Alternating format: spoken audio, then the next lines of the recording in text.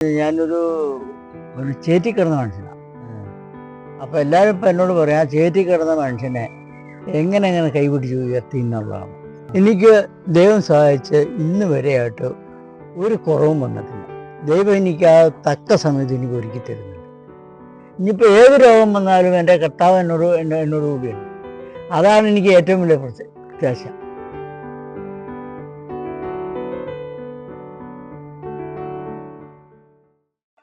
അപ്പോൾ ഇനി നമ്മൾ വേറൊരാളെയാണ് പരിചയപ്പെടാനായിട്ട് പോകുന്നത്. തികച്ചും വ്യത്യസ്തനായിരിക്കുന്ന ഒരാൾ തന്നെയാണ്. അപ്പം കാഞ്ഞിരാട് സഭയിലെ കുഞ്ഞപ്പൻ ചേട്ടനെയാണ് നമ്മൾ ഇനി പരിചയപ്പെടാനായിട്ട് പോകുന്നത്. നമ്മളിപ്പോൾ നിൽക്കുന്നത് കുഞ്ഞപ്പൻ ചേട്ടൻ്റെ വീട്ടിലാണ്. അപ്പോൾ നമുക്ക് വീട്ടിലോട്ട് പോയിട്ട് കുഞ്ഞപ്പൻ ചേട്ടനെ നമുക്ക് നേരിട്ട് കണ്ട് വിശേഷങ്ങളൊക്കെ ചോദിക്കാം കേട്ടോ. ബാ. ഓക്കെ, ഞങ്ങൾ വന്നത് തന്നെ അറിയാമോ, പെട്ടെന്ന് വിഷയത്തിലേക്ക് ഇറക്കാം.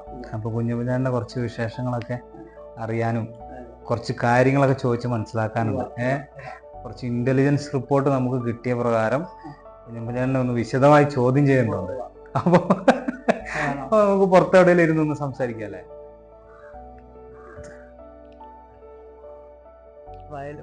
ആഫ്രിക്കൻ പായലല്ലേ?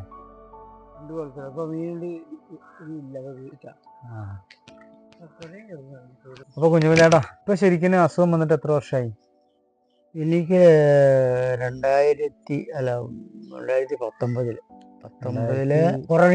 കൊറോണയ്ക്ക് മുമ്പത്തെ ലാസ്റ്റ്, ഓൺലൈനിന് മുമ്പത്തെ. അതെ, ആ ക്യാമ്പിന്റെ അന്നാണ് വരുന്നല്ലേ വരുന്ന രോഗം. അന്ന് ക്യാമ്പുകാരനായിട്ട് സോരം പറഞ്ഞു,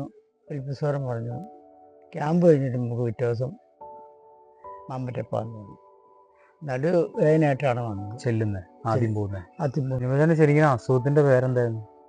എനിക്ക് മൊത്തം അണുക്കളാണ്. നട്ടലിന്റെ ഭാഗത്ത് മജ്ജയിലാണ്. 2 മാസം അവധി പറഞ്ഞു. അപ്പോൾ 2018-19 കൂട്ടിക്കോളി. 19 കൂട്ടുക. നമുക്ക് 19 ആണ്. ഇപ്പൊ കൊല്ലം എത്രയായി? 24. ഇപ്പൊ ഇത് 5-ാം വർഷം. 5-ാം വർഷം. 5 വർഷത്തിൽ 2 മാസം എനിക്ക് അവധി പറഞ്ഞു. ദൈവമക്കളുടെ പ്രാർത്ഥന വന്നത്.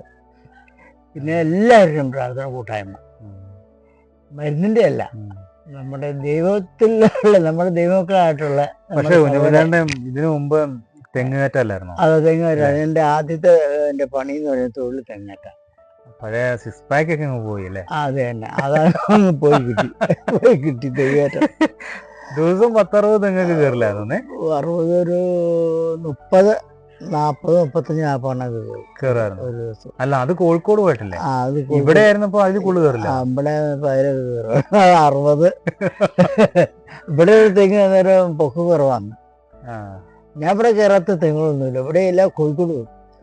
ഞാനിങ്ങനെ കുഞ്ഞപ്പൻ ഇങ്ങനെ അസുഖത്തെ കുറിച്ച് ഇങ്ങനെ കേട്ടതേ, ഈ ഡോക്ടർ കുഞ്ഞപ്പൻ ചേട്ടനോട് നേരിട്ട് ഇത് അസുഖം ഇന്നാന്ന് പറയല്ലായിരുന്നു. അവര് ജോർജേട്ടൻ ഇങ്ങനെ പതുക്കെ മയത്തിൽ ഇങ്ങനെ പറഞ്ഞു വരാൻ ലാസ്റ്റ് കുഞ്ഞപ്പൻ ഇത് പറയാനാണോ ഇത്ര വലിയ വളച്ചു കേട്ടതെന്ന് ഇങ്ങനെ അങ്ങനെ പറഞ്ഞെന്ന് കേട്ടിട്ടുണ്ട്. അപ്പം രോഗത്തെ അത്ര ഇങ്ങനെ ഞാനത് സീരിയസ് ആയിട്ട് എടുത്തിട്ടില്ല. അന്നും എടുത്തിട്ടില്ല, ഇന്നും എടുത്തിട്ടില്ല. അപ്പൊ ഞാൻ ചോദിക്കുന്നത് എന്താ വെച്ചാൽ, ഇങ്ങനെ അസുഖം വന്നു, ഇത്ര ക്യാൻസർ എന്ന അസുഖത്തെ ഇങ്ങനെ വളരെ ലാഘവത്തോടുകൂടി അതിനെ സമീപിക്കാനായിട്ട് സാധിച്ചത് എന്തുകൊണ്ടാ?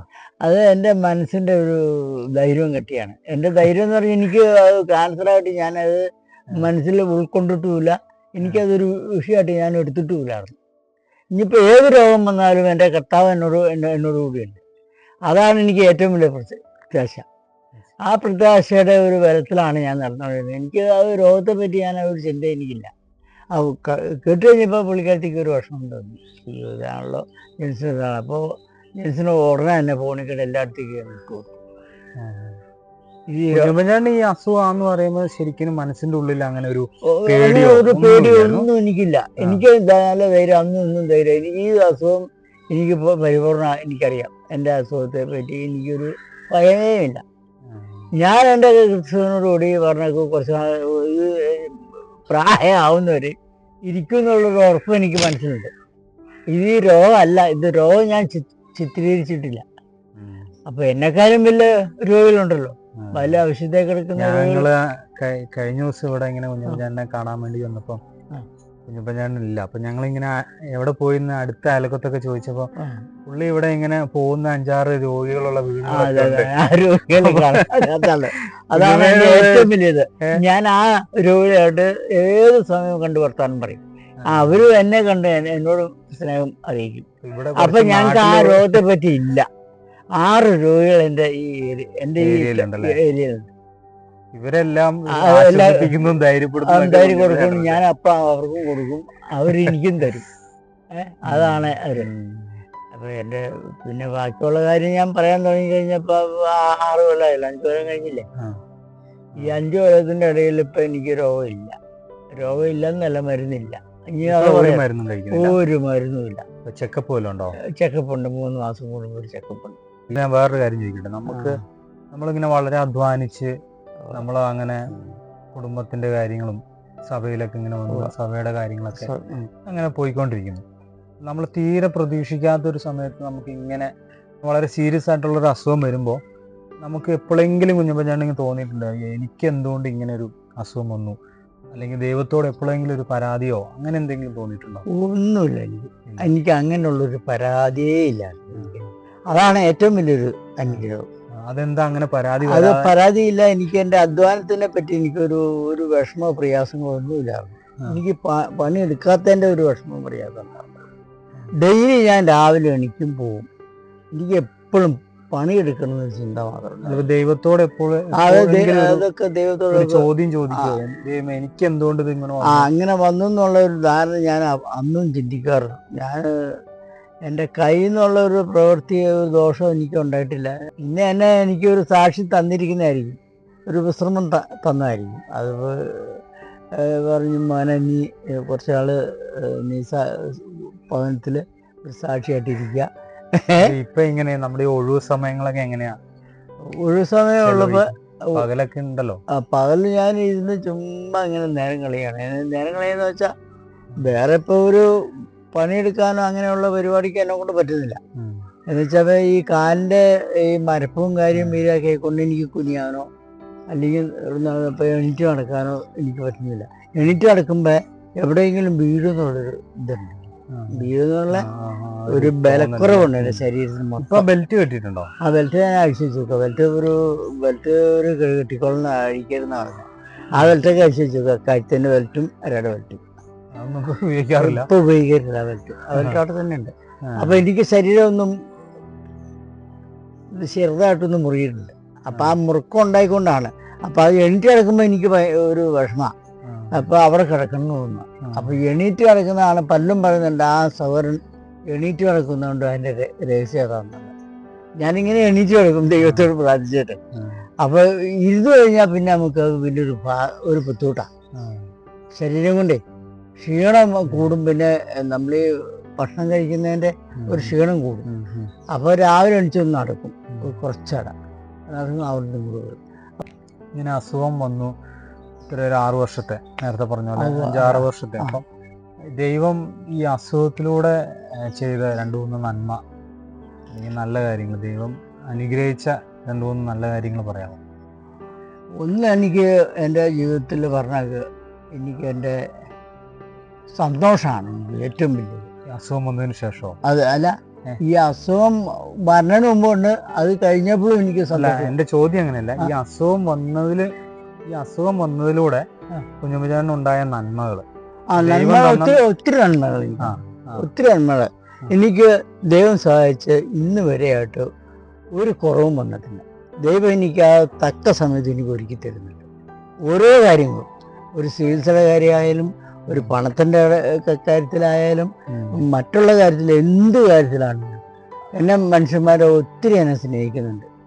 അവിശ്വാസികളും വിശ്വാസികളെ പിന്നെ പറയണ്ടല്ലോ, അത് നമ്മുടെ സഹോദരന്മാരാണല്ലോ. അതെപ്പോഴും നമുക്ക് ദൈവം തന്നിരിക്കുന്ന അനുഗ്രഹം പിന്നെ പറയണ്ടല്ലോ. പണത്തിൻ്റെ കാര്യത്തിലായാലും എനിക്ക് ബുദ്ധിമുട്ടില്ല. എൻ്റെ പിന്നെ മോള് വിളിക്കും, മോളെ സമയം വിളിക്കും. അപ്പം ചെന്നതിന് കുറവുണ്ടോ, വിഷമമുണ്ടോ, പൈസ ഇടണോ, അക്കൗണ്ടിലേക്ക് പൈസ ഇട്ട് തരണോ, എന്തെങ്കിലും ഉണ്ടെങ്കിൽ പറ, കഴിഞ്ഞമാരെ മക്കളെ എനിക്ക് വേണ്ടാന്ന് പറയും. ഞാൻ ഇങ്ങനെ ഇടയ്ക്കിടയ്ക്ക് കോടഞ്ചേരി സഭ വന്നിട്ട് അത് ഞങ്ങളെയൊക്കെ ഉത്സാഹിപ്പിക്കായിരുന്നല്ലോ. വാസു അപ്പൊ അതിന്റെ ഒരു രഹസ്യം എന്ന് പറയുമോ? എനിക്ക് വാസ്തവം പറഞ്ഞാൽ ഞങ്ങള് നേരെ തിരിച്ച് കുഞ്ഞപ്പഞ്ചേട്ടനെയാണ് ഉത്സാഹിപ്പിക്കുന്നത്. എനിക്ക് അതല്ല, എനിക്ക് ആ പോൾ സാറിന്റെ ആ അസുഖം വന്നതോടുകൂടി എനിക്ക് എൻ്റെ മനസ്സിൽ വലിയൊരു പ്രത്യേകത. അപ്പോൾ എനിക്ക് ആ ഒരു വിഷമം ഓർക്കുമ്പോൾ എനിക്ക് വലിയൊരു വിഷമം. എന്നാലും നല്ല സാക്ഷ്യമുള്ളൊരു സഹകരണമായിരുന്നു. പക്ഷെ ആ രോഗത്തിൻ്റെ കടുപ്പം എത്ര ഉണ്ടെന്നുള്ളത് ഞാൻ അറിഞ്ഞില്ല. നല്ലൊരു സാക്ഷ്യമുള്ള സഹകരണമാണ്. സഭയുടെ എല്ലാ ഉത്തരവാദിത്തങ്ങളും സഹകരണമായിരുന്നു. എനിക്കിപ്പോൾ സന്ദീപിൻ്റെ ആ ഒരു കാര്യം ആലോചിച്ചിട്ട് എനിക്ക് വലിയൊരു അനുഗ്രഹം. ഞാൻ ഇതുപോലെ സാക്ഷ്യമുള്ള മനുഷ്യനെ ഞാൻ ഈ കോടതി സഭ കണ്ടിട്ടില്ല. ആ അസുഖത്തെ കണ്ടു കഴിഞ്ഞപ്പോൾ, ഞാൻ അന്ന് കണ്ടു കഴിഞ്ഞപ്പോൾ സാറിൻ്റെ ആ ക്ഷീണവും പ്രയാസവും എല്ലാം കണ്ടു കഴിഞ്ഞപ്പോൾ ഞാനോർത്ത് സാറിന് അധികം ആയുസില്ല എന്ന് ഞാൻ വിചാരിച്ചിട്ടുണ്ട്. ആ ക്ഷീണം കണ്ടു കഴിഞ്ഞപ്പോൾ ആ രോഗം എങ്ങനെ മാറി എന്നുള്ളതാണ് ദൈവത്തിൻ്റെ ഒരു കഴിവ്, ഒരു ശക്തിയാണ് ഞാൻ പറഞ്ഞത്. അത് നമ്മുടെ വിശ്വാസികളെല്ലാം അങ്ങനെ തന്നെയാണ്. ഈ പക്ഷേ നമ്മുടെ മനസ്സിലുള്ള ഒരു കളങ്കമില്ലാത്തൊരു സ്വഭാവമാണ് നമ്മുടെ ദൈവമൊക്കെ ആർക്കും തന്നെ കളങ്കമില്ല. ദൈവത്തിലാണ് നമ്മൾ ആശ്രയിക്കുന്നത്, അല്ലാണ്ട് കല്യാൺമുട്ടിനെയും ബന്ധത്തിൽ നമ്മൾ കുഞ്ഞപ്പഞ്ചേട്ടൻ ഇങ്ങനെ രക്ഷിക്കപ്പെട്ടിട്ട് എത്ര വർഷമായി? ഞാൻ രക്ഷിക്കപ്പെട്ടിട്ട് ഇവിടെ കോടതി സഭയിലേക്ക് വന്നത് 98-ലാണ്. എങ്ങനെ രക്ഷിക്കപ്പെട്ടതെന്ന് പറയുമോ? രക്ഷിക്കപ്പെട്ടെന്ന് പറഞ്ഞാൽ ഞാനൊരു മദ്യപാനിയാണ്. പുകവലിയില്ല, മുറുക്കും മദ്യപാനിയാണ്. നല്ലോണം ഞാനൊക്കെ എത്ര ഉണ്ടാക്കുന്നൊരു മനുഷ്യനാണ്. കത്ര കുടിച്ചു കഴിഞ്ഞാൽ ഏവനോടും തെറിയും ധിക്കാരായിട്ടേ പറയുള്ളൂ. ഏവനോടും മറ്റേ എന്താണെന്ന് പറഞ്ഞാൽ പോടാന്ന് പറയും. ആ രീതിയാണ് എൻ്റെ. അപ്പോൾ അതിൽ നിന്ന് ഞാൻ എങ്ങനെ തേടിയത്, ഞാനൊരു ചേറ്റി കിടന്ന മനുഷ്യനാണ്. അപ്പോൾ എല്ലാവരും ഇപ്പം എന്നോട് പറയും, ആ ചേറ്റി കിടന്ന മനുഷ്യനെ എങ്ങനെ കൈപിടിച്ച് ഉയർത്തി എന്നുള്ളതാണ്. അത് ഭയങ്കര അത്ഭുതം തന്നെ. രക്ഷയിലേക്ക് വരുന്ന ഇവരെ സഹോദരന്മാർ കടന്നു വന്നു. നമ്മുടെ ആദ്യം കടന്നു വന്നത് നമ്മുടെ ഏലിയാസോറിനാണ്. ഏലിയാസോറിൻ്റെ അടുത്ത് നമ്മുടെ സൗകര്യം കൊയ്യാനും മരിക്കാനും പറ്റില്ല. കൊയ്യാൻ പോയി അവിടെ ചെന്ന് ഏലിയാസോറിൻ്റെ അടുത്ത് ചെന്നു. ഏലിയാസോറൻ സഭയെപ്പറ്റി വിശ്വാസത്തെപ്പറ്റി വാക്യങ്ങൾ പറഞ്ഞു.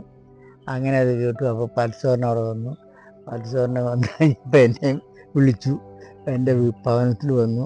അങ്ങനെ ഓരോരുത്തർ വരാൻ തുടങ്ങി. കോടഞ്ചേരി ജോത്സവരം വരാൻ തുടങ്ങി, ഉത്സവരം വരാൻ തുടങ്ങി. ഇങ്ങനെ സഹോദരന്മാരെല്ലാം എൻ്റെ ഭവനത്തിലേക്ക് വരാൻ തുടങ്ങി.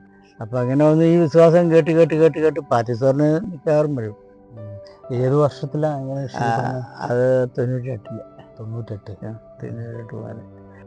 പിന്നെ കുടി അങ്ങോട്ട് ശാസ്ത്രീയമായിട്ട് നല്ല നിർത്തി കഴിഞ്ഞപ്പോൾ പിന്നെ ഇങ്ങനെ ഈ ഏലിയാസോറിനെ ഇങ്ങനെ സുവിശേഷം പറഞ്ഞ് അങ്ങനെ കേട്ട് പിന്നെ അന്തോണി സഹോദരൻ വരുമായിരുന്നു. കുടുംബം എല്ലാവരും വരും, ആൻറ്റിച്ചേട്ടൻ വരും, എല്ലാവരും വരുമായിരുന്നു. അവന്മാരുടെ ഇപ്പോൾ ഒരു ചെറിയ കൂട്ടായ്മയും ആ പ്രാർത്ഥനയും ഒക്കെ ആയിട്ടാണ് ഇപ്പം ഞാൻ മുന്നോട്ട് പോയിക്കൊണ്ടിരിക്കുന്നത്. പിന്നെ പ്രാർത്ഥന എന്നുമുണ്ട്. രണ്ടുപേരും ഞങ്ങൾ പ്രാർത്ഥിക്കുന്നവരാണ്. എല്ലാ രോഗികൾക്കും വേണ്ടി ഞങ്ങളുടെ കുടുംബത്തിൽ പ്രാർത്ഥിക്കുന്നവരാണ്. രാവിലെ 5 മണിക്ക് എണീക്കും, പ്രാർത്ഥിച്ചിട്ടാണ് അടുപ്പത്തേക്ക് വരും. ബൈബിളും വായിക്കും, രണ്ടുപേരും ബൈബിൾ വായിക്കും. പിന്നെ തലശ്ശേരി കണ്ടു കഴിഞ്ഞപ്പോൾ എനിക്ക് ജോളി സാറിൻ്റെ ഏറ്റവും വലിയ സ്നേഹം ഉണ്ടായിരുന്നു. ജോളി സാറിന് എനിക്ക് വേണ്ടുന്ന ഒത്താശ ജോളി സാറിൻ്റെ മോളുണ്ടായിരുന്നു, ഇളയ മോള്. പിന്നെ PC-യുടെ കൊച്ചുണ്ടായിരുന്നു, ടി സിയുടെ കൊച്ച് എപ്പോഴും എൻ്റെ അടുത്ത് വരും. ഇവർ രണ്ടുപേരും വന്ന് എപ്പോഴും പ്രാർത്ഥിക്കുകയും ചെയ്യും. എൻ്റെ ക്ഷേമം അന്വേഷിക്കും, എല്ലാ കാര്യങ്ങളും അവരാണ് നോക്കുന്നത്. അപ്പോൾ കുഞ്ഞപ്പഞ്ചേട്ടനെ ഈമോ ചെയ്യാണ്ട് പോരട്ടോ എന്ന് എന്നോട് പറഞ്ഞു. ചെറിയ കുട്ടി അത് പിന്നെ സ്ട്രോങ് ഇല്ല കുഞ്ഞപ്പഞ്ചേട്ടൻ, അത് സ്ട്രോങ് ഇല്ല. കുഞ്ഞപ്പഞ്ചേട്ടൻ 5 ഈമോയേ ഉള്ളൂ. ആ 5 ഈമോയോ ആ കൊച്ചിൻ്റെ ഒരു എനിക്ക് ഒത്തിരി ഇതുണ്ട്. ആ ഞാൻ മറക്കില്ല ഒരു കാലത്ത്. ഈ അനുഭവത്തിൻ്റെ വെളിച്ചത്തിൽ നിന്നുകൊണ്ട് അപ്പോൾ മറ്റുള്ള വിശ്വാസികളോട് എന്താ പറയാനുള്ളത്? എനിക്ക് വിശ്വാസികളോട് പറയാനുള്ളത്, എൻ്റെ ഈ സഭയിലുള്ള കൂട്ടായ്മ എനിക്ക് ഏറ്റവും വലിയ എനിക്ക് കോടഞ്ചേരിക്കാരായിരുന്നു എനിക്ക് ഏറ്റവും ഉത്സാഹം തന്നുകൊണ്ടിരുന്നത്. എല്ലാ കാര്യത്തിനും എനിക്ക് ജോളിയും പാർട്ടിസായിട്ടാണ്. കുഞ്ഞപ്പഞ്ചേട്ടാ, ഞങ്ങൾക്ക് ഇങ്ങനെ ഒരു സമയം തന്നതിലും ഇങ്ങനെ വിലയേറിയ ജീവിതം തന്നതിലും അപ്പം നിങ്ങൾ കുഞ്ഞപ്പഞ്ചേട്ടൻ്റെ അനുഭവത്തിലൂടെ നിങ്ങളും ഞങ്ങളും എല്ലാവരും അങ്ങനെ പ്രത്യേകിച്ച് ഇങ്ങനെ കടന്നു പോയിക്കൊണ്ടിരിക്കുന്നു. അപ്പം അങ്ങനെ വലിയ ആത്മീയ പണ്ഡിതനോ അങ്ങനെ പ്രസംഗ പീഠത്തിന്റെ മുന്നിൽ ഘോരഘൂരം പ്രസംഗിക്കുന്ന ആളല്ല. അപ്പോൾ അദ്ദേഹത്തിന്റെ ആ വാക്കുകളും അദ്ദേഹത്തിന്റെ ജീവിതാനുഭവങ്ങളും നമ്മളെ എത്രയോ സ്വാധീനിക്കുന്നുണ്ട് എന്നുള്ളത് നമുക്ക് അദ്ദേഹത്തോട് കുറച്ച് സമയം സംസാരിച്ചാൽ നമുക്ക് മനസ്സിലാകുന്ന ഒരു കാര്യമാണ്. അപ്പം നിങ്ങൾ ഓൾറെഡി നിങ്ങൾക്ക് ഇപ്പോൾ മനസ്സിലായി കാണും, നമ്മൾ അച്ചടി ഭാഷയിലൊന്നുമല്ല അദ്ദേഹം മറുപടി പറയുന്നത്. നമ്മൾ ചോദിക്കുന്ന ചിലപ്പോൾ മാറിയൊക്കെ പോകും.